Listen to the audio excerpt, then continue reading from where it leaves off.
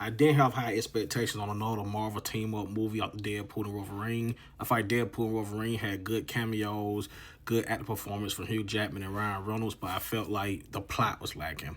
So I went to Thunderbolts not expecting much, but mind blown. I thought it's one of the best Marvel movies ever. I feel like with Yelena being at the forefront of the story and still dealing with the loss of Black Widow and childhood trauma she has, her and her father, Red Guardian, have some great emotional scenes that does great work for both characters. Red Guardian, he was great in this movie. Bucky, who now works in the government somehow, is trying to learn how he usually handle things and trying to handle more with diplomacy this way. That don't last long for he back, to whipping ass like Bucky normally supposed to do. But I felt like the U.S. agent may have one of the best stories in the movie, talking about the fallout from Falcon and the Winter Soldier.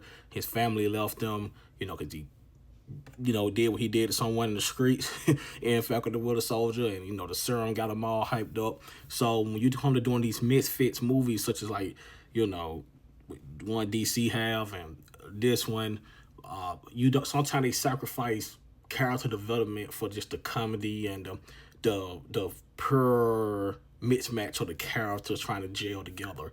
But this movie didn't sacrifice that. It sacrificed the pacing, it didn't sacrifice the action, it didn't sacrifice the comedy, it didn't sacrifice nothing. It just managed to get it all in the movie. Bob, Robert slash Central, the main villain of the story, it was fantastic. The actor for him, I don't know the guy's name, he was wonderful, and the story they were telling, the digital effects was great. There's a scene where so much debris is falling from the buildings that's being destroyed, which we see a lot of superhero movies, but not often do we see how those on the ground is surviving that fallout, and seeing them come together to save the people on the ground was done so well.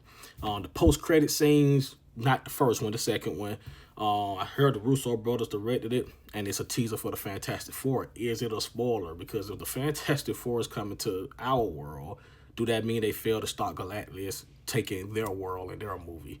So that's going to be the question of whether that's a spoiler or not. Taskmaster in here, very brief. It was a quick one. The ghost got out of there, but Thunderbolts is a must-see. 9 out of 10 would be on my ranking scale. If you haven't seen it, I know I'm a little late, by a week, maybe 2 weeks of seeing the movie.